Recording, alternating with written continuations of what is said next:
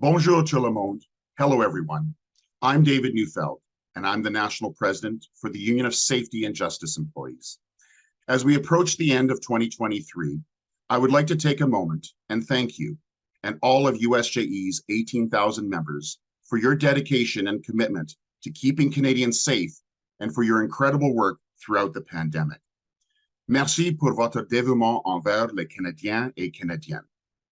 As your national president, my commitment is to you. I would like to share with you a few brief updates on the work we've accomplished this year and some issues we continue to work on. First, I would like to address the strike. Improvements were made to our collective agreements, but there's always room for improvement. Even though PSAC is responsible for collective bargaining, I'm proud of USJE for stepping up during the strike.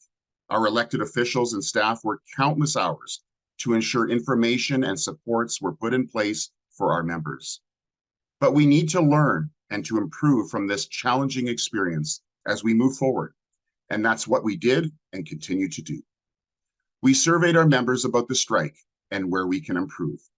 We will be conducting the same exercise with our staff. At our convention held in July this past year, delegates voted to create a $5 million strike fund to protect our members in the event of any future strike. Additionally, we have established a USJE collective bargaining strategy committee to ensure we can strategize and be better prepared for future rounds of bargaining. Already, we are better positioned and better prepared. Puisque j'ai mentionné le Congrès, nous devons aussi célébrer le fait que le SESJ a tenu son premier congrès sur l'équité en janvier. À ce congrès, les délégués ont voté pour continuer à organiser un tel événement de grande importance. Let me change the topic by focusing on a major accomplishment. On September 20th, in the House of Commons, Peter Julian, Member of Parliament for Burnaby New Westminster, introduced a private member's bill in support of the Union of Safety and Justice Employees' long-standing call to ensure more federal public safety personnel have access to workers' compensation for mental health operational stress injuries.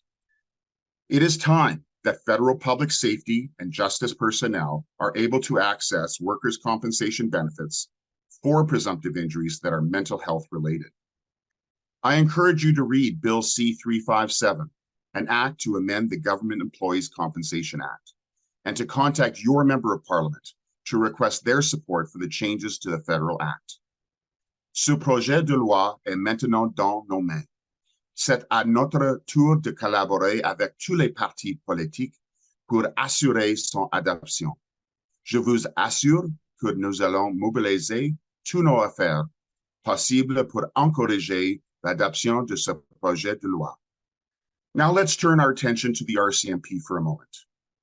USJE recognizes the imperative to advocate for the thousands of RCMP public service employees whose work may be at risk as the RCMP negotiates new federal policing contracts across the country in the years to come, until 2032.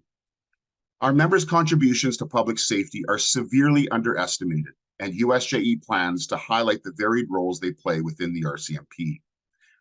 In the coming months, USJE will be building on its positive campaign, highlighting the value of the work USJE's members do within the RCMP, so that when provinces, territories, and municipalities consider their public safety needs, it will be clear that staying with the RCMP is the right decision for their communities. For USJE members, keeping the RCMP is a bread and butter issue. It's common sense, and in our minds, it's non-negotiable. Je répète, pour les membres du SESJ, il est important et fondamental de préserver la GRC. C'est une question de bon sens, et ce n'est pas négociable. We are determined to keep the RCMP everywhere in Canada and to continue keeping Canadians safe. When it comes to promoting and celebrating the achievements of our members, USJE has decided to go big. Our National Public Safety Awards ceremony will be held again in April on Parliament Hill in Ottawa. The first edition in 2023 was a resounding success. In 2024, we will honor 7 of our own, who will be awarded the prize in the presence of members of Parliament. We are immensely proud of our members, and we want Canadians to know more about their amazing contributions to our communities and country. To conclude, I'm extremely proud to be your national president. We have accomplished a lot in 2023, and I look forward to continuing the important work with all of you in 2024. J'ai de mes yeux vu les progrès que notre syndicat a apportés à nos membres et comment nous sommes devenus de plus en plus forts. Happy holidays, Merry Christmas, and a Happy New Year. Joyeuses fêtes, joyeux Noël, et bonne année. Stay safe.